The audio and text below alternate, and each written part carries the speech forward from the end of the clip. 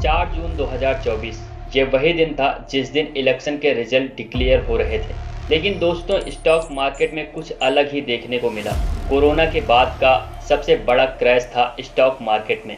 30 लाख करोड़ रुपए का नुकसान होता है इस दिन रिटेल ट्रेडर्स का। राहुल गांधी जी 6 जून को प्रेस कॉन्फ्रेंस करते हैं और इसे स्टॉक मार्केट का अब तक का सबसे बड़ा स्कैम बताते हैं और इस स्कैम का आरोप लगाते हैं प्राइम मिनिस्टर मोदी जी पर, अमित शाह जी पर और फाइनेंस मिनिस्टर निर्मला सीतारमण जी के ऊपर कि इन लोगों ने 4 जून से पहले शेयर मार्केट को लेकर कमेंट क्यों किया कि कोई भी शेयर बाय कर लीजिए क्योंकि 4 जून के बाद मार्केट आसमान छुएगा। इन फेमस लीडर्स ने ऐसा कमेंट क्यों किया कि 4 जून के बाद मार्केट शूट अप करेगा। आइए डिटेल से समझते हैं।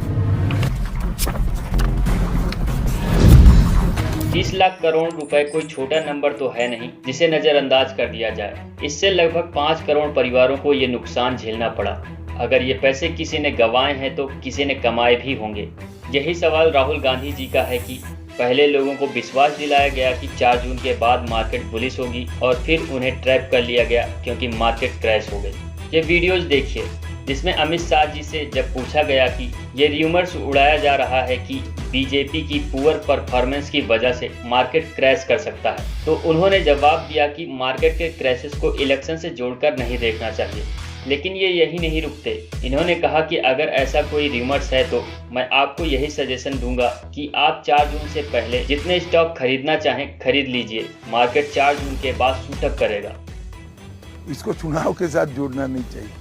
खैर, अफवाहों के कारण ऐसा हुआ भी होगा तो 6 जून के पहले आप बाय कर लेना, 4 जून के पहले वो शूटअप करेगा।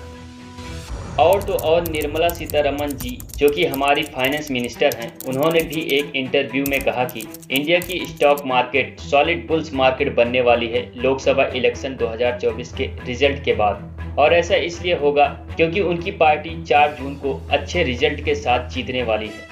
Standing by a good majority infused government, and that will mean good message for the stock market, and therefore it can really go up. It will be a solid bulls market.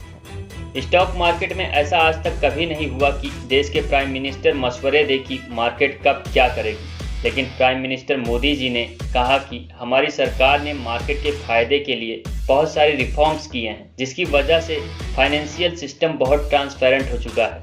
हम बहुत confident हैं कि 4 जून के बाद हमारी party बहुत सारी record breaking seat के साथ जीतेगी और इंडियन मार्केट नए हाई रिकॉर्ड्स हिट करेगी। जिस दिन चुनाव का नतीजा आएगा, आप उस हफ्ते भर में देखना कि यानी भारत का स्टॉक मार्केट के लिए उसके सारे जो उनके प्रोग्रामिंग के जो प्रोग्रामिंग वाले सारे उनके थक जाएंगे। ये इंडिया के टॉप मिनिस्टर्स हैं। इनके मुंह से जो भी बात निकलती है पूरा देश इनकी बातों को सीरियसली सुनता है और मानता भी है। जब इन बड़े लीडर्स ने सबको ओपनली कहा कि 4 जून को मार्केट ऊपर जाएगी तो लोगों ने इन पर विश्वास करके स्टॉक मार्केट में इन्वेस्ट किया। कोई ऑप्शन ट्रेडिंग कर रहा था तो कोई कॉल और पुट खरीद रहा था, कोई इंट्राडे ट्रेडिंग कर रहा था। सबने अपने अपने हिसाब से जिसको जो सही लगा उन्होंने वहां इन्वेस्ट किया।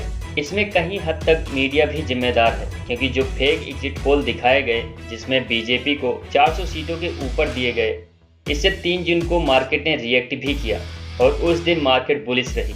लोगों को विश्वास हो गया कि 4 जून को बीजेपी फुल मेजॉरिटी में आ रही है और लोगों ने बिना किसी टेक्निकल एनालिसिस के, बिना रिसर्च के मार्केट में पैसा डाल दिया। और 4 जून को जैसे ही रिजल्ट डिक्लेयर होने लगे मार्केट क्रैश होने लगी। सेंसेक्स लगभग 6000 पॉइंट गिर गई, बैंक निफ्टी 4000 पॉइंट तक गिर गई। यही हाल कई सारे शेयर्स का भी रहा। और 4 जून को जिन लोगों ने एक्चुअल में पैसे कमाए वो रिटेल ट्रेडर नहीं थे। ये वो लोग होते हैं जिनके पास कंट्रोल होता है मार्केट का और पैसे की पावर होती है। जिस प्रकार ये बड़े लोग मार्केट में रिकमेंडेशन दे रहे थे कि मार्केट कहाँ मूव कर सकती थी, फाइनेंशियल स्पेस में इन्होंने लोगों को इन्फ्लुएंस किया। यही कारण था कि राहुल गांधी जी ने इसे स्टॉक मार्केट का अब तक का सबसे बड़ा स्कैम कहा। ये राहुल गांधी जी की प्रेस कॉन्फ्रेंस की वीडियोज हैं। प्रधानमंत्री ने 2-3 बार 4 बार देश को कहा कि स्टॉक मार्केट तेजी से आगे बढ़ने जा रही है। होम मिनिस्टर ने सीधा कहा कि 4 जून को स्टॉक मार्केट आसमान में जाएगी, लोगों को खरीदना चाहिए। और यही मैसेज फाइनेंस मिनिस्टर ने दिया। अमित शाह कहते हैं बाय शेयर्स बिफोर 4 जून। 19 में नरेंद्र मोदी जी कहते हैं stock market will break records on June 4। आपको क्या लगता है कि इन लोगों पर कार्रवाई होनी चाहिए कि नहीं? कमेंट सेक्शन में जरूर बताइएगा। और इसी तरह की वीडियो के लिए चैनल को लाइक, शेयर, सब्सक्राइब करना मत भूलिएगा। मिलते हैं अगली वीडियो में।